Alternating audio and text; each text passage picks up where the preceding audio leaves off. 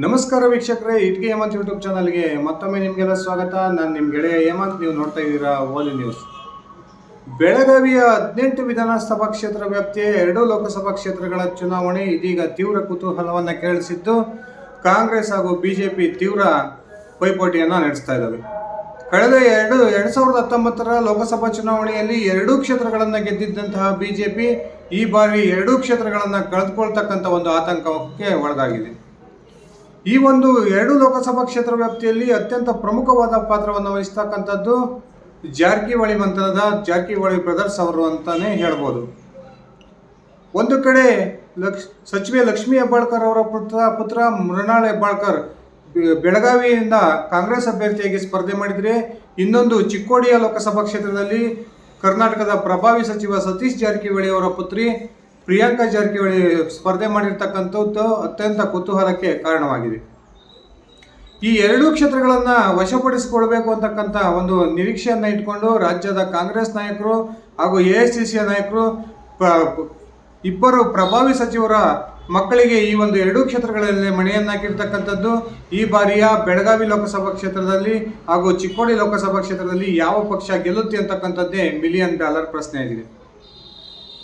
ಈ ಬೆಳಗಾವಿ ಹಾಗೂ ಚಿಕ್ಕೋಡಿ ಲೋಕಸಭಾ ಕ್ಷೇತ್ರದ ಒಂದು ಫಲಿತಾಂಶ ಜಾರಕಿಹೊಳಿ ಬ್ರದರ್ಸ್ ಅವರ ನಿರ್ಧಾರದ ಮೇಲೆ ಒಂದು ನಿರ್ಣಯ ಆಗುತ್ತೆ ಅಂತಕ್ಕಂಥದ್ದು ನಮಗೆಲ್ಲ ಗೊತ್ತಿರತಕ್ಕಂಥ ವಿಚಾರ. 2 ಲೋಕಸಭಾ ಕ್ಷೇತ್ರ ವ್ಯಾಪ್ತಿಯಲ್ಲಿ ಅತ್ಯಂತ ಹೆಚ್ಚು ಪ್ರಭಾವವನ್ನು ಹೊಂದಿರತಕ್ಕಂಥ ಜಾರಕಿಹೊಳಿ ಮಂಥನದ ಪ್ರಮುಖ 4 ಸಹೋದರರು ಯಾವ ರೀತಿಯ ಒಂದು ರಾಜಕೀಯ ನಿರ್ಧಾರವನ್ನು ತೆಗೆದುಕೊಳ್ತಾರೆ ಅಂತಕ್ಕಂಥದ್ದ ಒಂದು ನಿರ್ಧಾರದ ಮೇಲೆ 2 ಲೋಕಸಭಾ ಕ್ಷೇತ್ರದ ಫಲಿತಾಂಶ ನಿರ್ಧಾರವಾಗುತ್ತೆ ಅಂತಕ್ಕಂಥದ್ದು ನಮಗೆಲ್ಲ ಗೊತ್ತೇ ಇದೆ. ಇದೀಗ ಜಾರಕಿಹೊಳಿ ಬ್ರದರ್ಸ್ 2 ಲೋಕಸಭಾ ಕ್ಷೇತ್ರವನ್ನು ತಮ್ಮ ಕೈಯ ಹಿಡಿತದಲ್ಲಿ ಇಟ್ಕೋಬೇಕು ಅಂತಕ್ಕಂಥ ನಿರ್ಧಾರಕ್ಕೆ ಬಂದಿದ್ದು, 2 ಲೋಕಸಭಾ ಕ್ಷೇತ್ರ ವ್ಯಾಪ್ತಿಯಲ್ಲಿ ಪ್ರತ್ಯೇಕವಾದ ರಣತಂತ್ರವನ್ನು ಉಪಯೋಗಿಸ್ತಾ ಇದ್ದಾರೆ ಅಂತಕ್ಕಂಥ ಮಾಹಿತಿಗಳು ಬರ್ತಾ ಇದ್ದಾವೆ. ಬನ್ನಿ ಸ್ನೇಹಿತರೆ, ಹಾಗಾದರೆ ಬೆಳಗಾವಿ ಹಾಗೂ ಚಿಕ್ಕೋಡಿ ಲೋಕಸಭಾ ಕ್ಷೇತ್ರಕ್ಕೆ ಸಂಬಂಧಪಟ್ಟಂತೆ ಜಾರಕಿಹೊಳಿ ಬ್ರದರ್ಸ್ ಅವರ ನಡೆ ಏನು, ಈ ಒಂದು ನಡೆಯಿಂದ ಬಿಜೆಪಿ ಹಾಗೂ ಕಾಂಗ್ರೆಸ್ ಆತಂಕಕ್ಕೆ ಒಳಗಾಗಿರೋದಾದರೂ ಯಾಕೆ ತಿಳ್ಕೊಂಡು ಬರೋಣ. ಅದಕ್ಕಿಂತ ಮುಂಚೆ ನೀವು ನನ್ನ ಇಟ್ಗೆ ಹೇಮಂತ್ ಯೂಟ್ಯೂಬ್ ಚಾನಲ್ಗೆ ಸಬ್ಸ್ಕ್ರೈಬ್ ಆಗಿಲ್ಲ ಅಂದರೆ ದಯವಿಟ್ಟು ಸಬ್ಸ್ಕ್ರೈಬ್ ಮಾಡಿಕೊಂಡು ಬೆಲ್ ಬಟನನ್ನು ಕ್ಲಿಕ್ ಮಾಡಿ. ನಾನು ಕೊಡ್ತಕ್ಕಂಥ ಮಾಹಿತಿ ನಿಮ್ಗೆ ಇಷ್ಟ ಆಗಿದ್ರೆ ಈ ವಿಡಿಯೋಗೆ ಲೈಕ್ ಮಾಡಿ, ಶೇರ್ ಮಾಡಿ, ಕಮೆಂಟ್ ಮಾಡಿ. ವೀಕ್ಷಕರೇ, ಬೆಳಗಾವಿ ಲೋಕಸಭಾ ಕ್ಷೇತ್ರಕ್ಕೆ ಸಂಬಂಧಪಟ್ಟಂತೆ ಬಿಜೆಪಿ ಅಭ್ಯರ್ಥಿಯಾಗಿರ್ತಕ್ಕಂಥ ಜಗದೀಶ್ ಶೆಟ್ಟರ್ ಅವರನ್ನು ಗೆಲ್ಲಿಸಿಕೊಳ್ಳಲೇಬೇಕು ಅಂತಕ್ಕಂಥ ತೀರ್ಮಾನಕ್ಕೆ ಬಂದಿರತಕ್ಕಂಥ ಜಾರಕಿಹೊಳಿ ಕುಟುಂಬದ ಪ್ರಮುಖ ನಾಯಕರಾಗಿರ್ತಕ್ಕಂಥ ರಮೇಶ್ ಜಾರಕಿಹೊಳಿ ಹಾಗೂ ಅರಭಾವಿಯ ಶಾಸಕ ಬಾಲಚಂದ್ರ ಜಾರಕಿಹೊಳಿ ತೀವ್ರ ಪ್ರಯತ್ನವನ್ನು ನಡೆಸ್ತಾ ಇದ್ದಾರೆ. ಜಗದೀಶ್ ಶೆಟ್ಟರ್ ಅವರನ್ನು ಗೆಲ್ಲಿಸಿಕೊಂಡು ಸಚಿವೆಯಾಗಿರ್ತಕ್ಕಂಥ ಲಕ್ಷ್ಮೀ ಹೆಬ್ಬಾಳ್ಕರ್ ಅವರ ಒಂದು ಹಿಡಿತವನ್ನು ಬೆಳಗಾವಿ ರಾಜಕಾರಣದಲ್ಲಿ ಕಡಿಮೆ ಮಾಡಬೇಕು ಅಂತಕ್ಕಂಥದ್ದು ಈ ಒಂದು ಜಾರಕಿಹೊಳಿ ಬ್ರದರ್ಸ್ ಅವರ ಆಲೋಚನೆ. ಆ ಕಾರಣಕ್ಕೆ ತೀವ್ರ ಒಂದು ಪ್ರಚಾರವನ್ನು ಕೈಗೊಳ್ಳುತ್ತಿರ್ತಕ್ಕಂಥ ಜಾರಕಿಹೊಳಿ ಬ್ರದರ್ಸ್, ಅದರಲ್ಲೂ ಕೂಡ ರಮೇಶ್ ಜಾರಕಿಹೊಳಿ ಅವರು ಬೆಳಗಾವಿ ಲೋಕಸಭಾ ಕ್ಷೇತ್ರದಲ್ಲಿ ಬಿಜೆಪಿ ಅಭ್ಯರ್ಥಿಯಾಗಿರ್ತಕ್ಕಂಥ ಜಗದೀಶ್ ಶೆಟ್ಟರ್ ಅವರನ್ನು ನಾನು ಗೆಲ್ಲಿಸ್ಕೊಳ್ತೀವಿ ಅಂತಕ್ಕಂಥ ಒಂದು ಚಾಲೆಂಜನ್ನು ಮಾಡಿದ್ದಾರೆ. ಇನ್ನು ಬೆಳಗಾವಿ ಲೋಕಸಭಾ ಕ್ಷೇತ್ರಕ್ಕೆ ಸಂಬಂಧಪಟ್ಟಂತೆ ಈಗಾಗಲೇ ಲಕ್ಷ್ಮೀ ಹೆಬ್ಬಾಳ್ಕರ್ ಅವರ ಒಂದು ಉದಾಸೀನದ ಕಾರಣಕ್ಕಾಗಿ ಕಾಂಗ್ರೆಸ್ನಲ್ಲಿರ್ತಕ್ಕಂಥ ಬೆಳಗಾವಿ ಲೋಕಸಭಾ ಕ್ಷೇತ್ರ ವ್ಯಾಪ್ತಿಯ ಶಾಸಕರಾಗಿರ್ತಕ್ಕಂಥ ರಾಮದುರ್ಗದ ಅಶೋಕ್ ಪಟ್ಟಣ ಆಗಿರ್ಬೋದು, ಬೈಲಹೊಂಗಲದ ಮಹಾಂತೇಶ್ ಕೌಜಲಿ ಅವರಾಗಿರ್ಬೋದು, ಬೆಳಗಾವಿ ಉತ್ತರದ ರಾಜೇಶ್ ಶೇಟ್ ಅವರಾಗಿರ್ಬೋದು, ಹಾಗೆ ಸೌದತ್ತಿ ಯಲ್ಲಮ್ಮ ಕ್ಷೇತ್ರದ ವಿಶ್ವಾಸ ವೈದ್ಯ ಆಗಿರ್ಬೋದು, ಇನ್ನಿತರ ಪ್ರಮುಖ ಶಾಸಕರು ಈಗಾಗಲೇ ಲಕ್ಷ್ಮೀ ಹೆಬ್ಬಾಳ್ಕರ್ ಅವರ ಪುತ್ರ ಮೃಣಾಲ್ ಹೆಬ್ಬಾಳ್ಕರ್ ಅವರಿಗೆ ಅಸಹಕಾರವನ್ನು ತೋರಿಸ್ತಿದ್ದಾರೆ ಅಂತಕ್ಕಂಥ ಮಾಹಿತಿಯನ್ನು ನಾನು ಈ ಹಿಂದೆನೇ ಕೊಟ್ಟಿದ್ದೆ. ಈ ಬೆಳಗಾವಿ ಲೋಕಸಭಾ ಕ್ಷೇತ್ರ ವ್ಯಾಪ್ತಿಯಲ್ಲಿ ಬರ್ತಕ್ಕಂಥ ವಿಧಾನಸಭಾ ಕ್ಷೇತ್ರದ ಕಾಂಗ್ರೆಸ್ನ ಶಾಸಕರು ಇನ್ನೂ ಕೂಡ ಮೃಣಾಲ್ ಹೆಬ್ಬಾಳ್ಕರ್ ಅವರ ಪರವಾಗಿ ಚುನಾವಣಾ ಪ್ರಚಾರಕ್ಕೆ ಇಳಿದೇ ಇರತಕ್ಕಂಥದ್ದು ಲಕ್ಷ್ಮೀ ಹೆಬ್ಬಾಳ್ಕರ್ ಅವರಿಗೆ ಬಹುದೊಡ್ಡ ಆತಂಕವನ್ನು ತಂದೊಡ್ಡಿದೆ. ಪಂಚಮಸಾಲಿ ಮತಗಳನ್ನು ಹೆಚ್ಚಾಗಿ ಪಡಿಬೇಕು ಅಂತಕ್ಕಂಥ ಒಂದು ಉದ್ದೇಶದಿಂದ ಪಂಚಮಸಾಲಿಯ ಒಂದು ಅಸ್ತ್ರವನ್ನು ಪ್ರಯೋಗಿಸ್ತಾ ಇರತಕ್ಕಂಥ ಲಕ್ಷ್ಮೀ ಹೆಬ್ಬಾಳ್ಕರ್ ಅವರ ವಿರುದ್ಧ ಬಿಜೆಪಿ ನಾಯಕರು ಲಕ್ಷ್ಮೀ ಹೆಬ್ಬಾಳ್ಕರ್ ಪಂಚಮಸಾಲಿ ಸಮುದಾಯಕ್ಕೆ ಸೇರಿದವರೇ ಅಲ್ಲ ಅಂತಕ್ಕಂಥ ಒಂದು ಪ್ರತ್ಯಾಸ್ತ್ರವನ್ನು ಬಿಟ್ಟಿದ್ರು.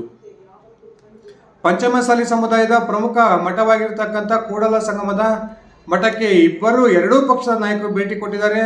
ಇನ್ನೂ ಕೂಡ ಕೂಡಲ ಸಂಗಮದ ಶ್ರೀಗಳಾಗಿರ್ತಕ್ಕಂಥ ಜಯಮೃತ್ಯುಂಜಯ ಸ್ವಾಮೀಜಿಯವರು ಯಾರಿಗೂ ಕೂಡ ತಮ್ಮ ಬಹಿರಂಗ ಬೆಂಬಲವನ್ನು ಸೂಚಿಸದೇ ಇರತಕ್ಕಂಥದ್ದು ಲಕ್ಷ್ಮೀ ಹೆಬ್ಬಾಳ್ಕರ್ ಅವರಿಗೆ ಬಹುದೊಡ್ಡ ಆತಂಕವನ್ನು ತಂದೊಡ್ಡಿದೆ. ಆದರೆ ಇದಕ್ಕಿಂತ ವಿಭಿನ್ನವಾದಂಥ ಒಂದು ಸ್ಟ್ರಾಟಜಿಯನ್ನು ಜಾರಕಿಹೊಳಿ ಬ್ರದರ್ಸ್ ಚಿಕ್ಕೋಡಿ ಲೋಕಸಭಾ ಕ್ಷೇತ್ರ ವ್ಯಾಪ್ತಿಯಲ್ಲಿ ಮಾಡ್ತಾ ಇದ್ದಾರೆ. ಬಿಜೆಪಿಯಿಂದ 2 ಬಾರಿ ಗೆದ್ದಿರ್ತಕ್ಕಂಥ ಅಣ್ಣಾ ಸಾಹೇಬ್ ಜೊಲ್ಲೆ ಅವರಿಗೆ ಬಿಜೆಪಿ ಮತ್ತೊಮ್ಮೆ ಟಿಕೆಟ್ ಅನ್ನು ಕೊಟ್ಟಿದೆ. ಕಾಂಗ್ರೆಸ್ ಇದೀಗ ಸಚಿವ ಸತೀಶ್ ಜಾರಕಿಹೊಳಿ ಅವರ ಪುತ್ರಿ ಪ್ರಿಯಾಂಕಾ ಜಾರಕಿಹೊಳಿ ಅವರಿಗೆ ಟಿಕೆಟ್ ಅನ್ನು ಘೋಷಣೆ ಮಾಡಿದೆ.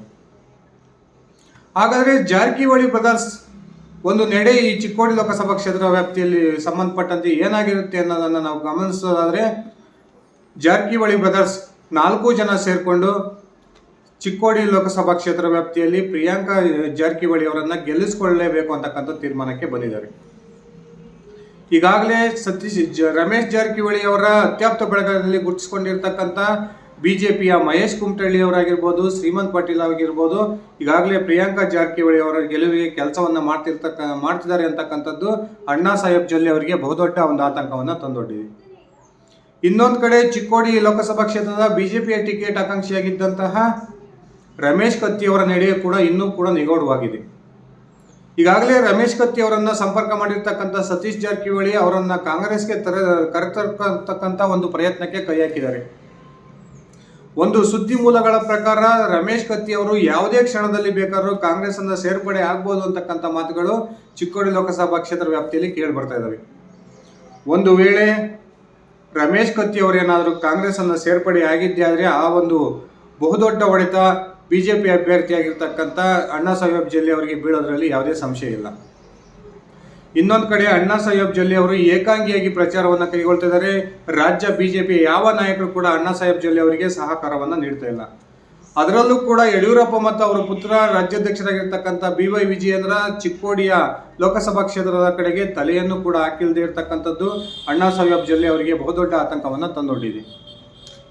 ಇನ್ನು ಬೆಳಗಾವಿ ಕ್ಷೇತ್ರದಲ್ಲಿ ಬಿಜೆಪಿ ಅಭ್ಯರ್ಥಿಯನ್ನು ಗೆಲ್ಲಿಸಿಕೊಳ್ಬೇಕು ಅಂತಕ್ಕಂಥ ಪ್ರಯತ್ನ ಮಾಡ್ತಿರ್ತಕ್ಕಂಥ ಜಾರಕಿಹೊಳಿ ಬ್ರದರ್ಸ್, ಅದರಲ್ಲೂ ಕೂಡ ರಮೇಶ್ ಜಾರಕಿಹೊಳಿ ಹಾಗೂ ಬಾಲಚಂದ್ರ ಜಾರಕಿಹೊಳಿ, ಇನ್ನೊಂದು ಕಡೆ ತಮ್ಮ ಪುತ್ರಿಯಾಗಿರ್ತಕ್ಕಂಥ ಪ್ರಿಯಾಂಕಾ ಜಾರಕಿಹೊಳಿಯನ್ನ ಗೆಲ್ಲಿಸ್ಕೋಬೇಕು, ಆ ಮೂಲಕ ಅಣ್ಣಾ ಸಾಹೇಬ್ ಜೊಲ್ಲೆ ಅವರನ್ನ ಸೋಲಿಸಬೇಕು ಅಂತಕ್ಕಂಥ ತೀರ್ಮಾನಕ್ಕೆ ಬಂದಿದ್ದು, ಈಗಾಗಲೇ ಚಿಕ್ಕೋಡಿ ಲೋಕಸಭಾ ಕ್ಷೇತ್ರ ವ್ಯಾಪ್ತಿಯಲ್ಲಿ ಕಾಂಗ್ರೆಸ್ನ ಅಭ್ಯರ್ಥಿಯಾಗಿರ್ತಕ್ಕಂಥ ಪ್ರಿಯಾಂಕಾ ಜಾರಕಿಹೊಳಿ ಅವರ ಪರವಾಗಿ ಕೆಲಸವನ್ನ ಮಾಡ್ತಿದ್ದಾರೆ. ಈಗಾಗಲೇ ಹೊರಬಂದಿರತಕ್ಕಂಥ ಎಲ್ಲ ಸರ್ವೆ ಸಂಸ್ಥೆಗಳ ಒಂದು ವರದಿಯ ಪ್ರಕಾರ ಬಹುತೇಕ ಚಿಕ್ಕೋಡಿ ಲೋಕಸಭಾ ಕ್ಷೇತ್ರ ಬಿಜೆಪಿಯಿಂದ ಕೈ ತಪ್ಪುತ್ತೆ. ಆ ಮೂಲಕ ಕಾಂಗ್ರೆಸ್ ಅಭ್ಯರ್ಥಿಯಾಗಿರ್ತಕ್ಕಂಥ ಪ್ರಿಯಾಂಕಾ ಜಾರಕಿಹೊಳಿ ಅವರು ಈ ಬಾರಿ ಗೆಲುವನ್ನು ಕಾಣ್ತಾರೆ ಅಂತಕ್ಕಂಥ ಒಂದು ವರದಿಗಳು ಹೊರಬಂದಿದ್ದಾಗಲೂ ಕೂಡ ಅಣ್ಣಾ ಸಾಹೇಬ್ ಜೊಲ್ಲೆ ಅವರನ್ನು ಅಷ್ಟು ಸುಲಭವಾಗಿ ಪರಿಗಣಿಸುವಂತಿಲ್ಲ. ಅಣ್ಣಾ ಸಾಹೇಬ್ ಜೊಲ್ಲೆ ಹಾಗೂ ಶಶಿಕಲಾ ಜೊಲ್ಲೆ ಅವರು ತಮ್ಮದೇ ಆದಂತಹ ಹಿಡಿತವನ್ನು ಚಿಕ್ಕೋಡಿ ಲೋಕಸಭಾ ಕ್ಷೇತ್ರ ವ್ಯಾಪ್ತಿಯಲ್ಲಿ ಹೊಂದಿದ್ದಾರೆ. ತಮ್ಮದೇ ಆದಂತಹ ಕಾರ್ಯಕರ್ತರ ಬಳಗವನ್ನು ಹೊಂದಿದ್ದಾರೆ. ತಮ್ಮದೇ ಆಗಿರ್ತಕ್ಕಂಥ ಮತದಾರರ ಒಂದು ಬೆಂಬಲವನ್ನು ಈ ಒಂದು ಕುಟುಂಬ ಹೊಂದಿದೆ. ಉತ್ತರ ಕರ್ನಾಟಕ ಭಾಗದ, ಅದರಲ್ಲೂ ಕೂಡ ಬೆಳಗಾವಿ ಜಿಲ್ಲಾ ವ್ಯಾಪ್ತಿಗೆ ಸಂಬಂಧಪಟ್ಟಂತೆ ರಾಜಕಾರಣವನ್ನು ನೋಡೋದಾದರೆ ಅಲ್ಲಿ ಕುಟುಂಬಗಳ ನಡುವಿನ ಒಂದು ಹೋರಾಟ ಯಾವಾಗಲೂ ಕೂಡ ಜಿದ್ದಾಜಿದ್ದಿಯಾಗೇ ಇರುತ್ತೆ. ಈ ಬಾರಿ ಒಂದು ಕಡೆ ಲಕ್ಷ್ಮೀ ಹೆಬ್ಬಾಳ್ಕರ್ ಅವರ ಮಗನನ್ನು ಸೋಲಿಸಿ ಆ ಮೂಲಕ ಲಕ್ಷ್ಮೀ ಹೆಬ್ಬಾಳ್ಕರ್ ಅವರ ಒಂದು ಹಿಡಿತವನ್ನು ಬೆಳಗಾವಿ ಜಿಲ್ಲಾ ರಾಜಕಾರಣದಲ್ಲಿ ಕಡಿಮೆ ಮಾಡಬೇಕು ಅಂತಕ್ಕಂಥ ಪ್ರಯತ್ನಕ್ಕೆ ಜಾರಕಿಹೊಳಿ ಬ್ರದರ್ಸ್ ಕೈ ಹಾಕಿದರೆ, ಚಿಕ್ಕೋಡಿ ಲೋಕಸಭಾ ಕ್ಷೇತ್ರದಲ್ಲಿ ತಮ್ಮ ಪುತ್ರಿ ಪ್ರಿಯಾಂಕಾ ಜಾರಕಿಹೊಳಿ ಅವರನ್ನ ಗೆಲ್ಲಿಸಿಕೊಳ್ಳೋದ್ರ ಮೂಲಕ ತಮ್ಮ ಹಿಡಿತವನ್ನ ಬಿಗಿಗೊಳಿಸಬೇಕು ಅಂತಕ್ಕಂಥ ತೀರ್ಮಾನಕ್ಕೆ ಬಂದಂತೆ ಕಂಡು ಬರ್ತಾ ಇದೆ. ಈ ಎರಡೂ ಕ್ಷೇತ್ರದಲ್ಲಿ ಜಾರಕಿಹೊಳಿ ಬ್ರದರ್ಸ್ ತಮ್ಮದೇ ಆಗಿರ್ತಕ್ಕಂಥ ಸ್ಟ್ರಾಟಜಿಯನ್ನ ಮಾಡೋದ್ರ ಮೂಲಕ ಎರಡೂ ಲೋಕಸಭಾ ಕ್ಷೇತ್ರಗಳ ಮೇಲೆ ತಮ್ಮ ಹಿಡಿತವನ್ನ ಬಿಗಿಗೊಳಿಸಬೇಕು ಅಂತಕ್ಕಂಥ ತೀರ್ಮಾನಕ್ಕೆ ಬಂದಿದ್ದು, ಈಗಾಗಲೇ ಆ ನಿಟ್ಟಿನಲ್ಲಿ ಕಾರ್ಯೋನ್ಮುಖರಾಗಿದ್ದಾರೆ. ಸ್ನೇಹಿತರೆ, ನಿಮ್ಮ ಒಂದು ಅನಿಸಿಕೆಯ ಪ್ರಕಾರ ಬೆಳಗಾವಿ ಹಾಗೂ ಚಿಕ್ಕೋಡಿ ಲೋಕಸಭಾ ಕ್ಷೇತ್ರದಲ್ಲಿ ಯಾವ ಪಕ್ಷದ ಅಭ್ಯರ್ಥಿಗಳು ಗೆಲ್ಲಬಹುದು? ಈ ಜಾರಕಿಹೊಳಿ ಬ್ರದರ್ಸ್ ಅವರ ನಡೆ ಚಿಕ್ಕೋಡಿಯಲ್ಲಿ ಅಣ್ಣಾ ಸಾಹೇಬ್ ಜೊಲ್ಲೆ ಅವರಿಗೆ ತೊಂದರೆಯನ್ನು ಉಂಟು ಮಾಡುತ್ತಾ ಆ ಮೂಲಕ ಅಣ್ಣಾ ಸಾಹೇಬ್ ಜೊಲ್ಲೆ ಏನು 3ನೇ ಬಾರಿ ಗೆಲ್ಲಬೇಕು ಅಂತಕ್ಕಂಥ ಗುರಿಯನ್ನು ಇಟ್ಕೊಂಡು ಕಣಕ್ಕಿಳಿದರೆ ಆ ಗುರಿ ಸಾಧನೆ ಆಗೋದಿಲ್ವಾ? ಇಲ್ಲಿ ಪ್ರಿಯಾಂಕಾ ಜಾರಕಿಹೊಳಿ ಅವರು ಗೆಲುವನ್ನು ಕಾಣ್ತಾರಾ? ದಯವಿಟ್ಟು ಕಮೆಂಟ್ ಮಾಡಿ. ಇದಿಷ್ಟಾಗಿತ್ತು ಸ್ನೇಹಿತರೆ ನನ್ನ ಇವತ್ತಿನ ವಿಡಿಯೋ. ನಾನು ಕೊಟ್ಟಿರ್ತಕ್ಕಂಥ ಮಾಹಿತಿ ನಿಮ್ಗೆ ಇಷ್ಟ ಆಗಿದ್ರೆ ಈ ವಿಡಿಯೋಗೆ ಲೈಕ್ ಮಾಡಿ, ಶೇರ್ ಮಾಡಿ, ಕಮೆಂಟ್ ಮಾಡಿ. ನನ್ನ ಓಲಿನ ಇಟ್ಗೆ ಹೇಮಂತ್ ಯೂಟ್ಯೂಬ್ ಚಾನಲನ್ನು ಸಬ್ಸ್ಕ್ರೈಬ್ ಮಾಡ್ಕೊಂಡಿಲ್ಲ ಅಂದರೆ ದಯವಿಟ್ಟು ಸಬ್ಸ್ಕ್ರೈಬ್ ಮಾಡಿಕೊಂಡು ಬೆಲ್ ಬಟನನ್ನು ಕ್ಲಿಕ್ ಮಾಡಿ. ಧನ್ಯವಾದಗಳು ಸ್ನೇಹಿತರೆ, ಶುಭ ದಿನ.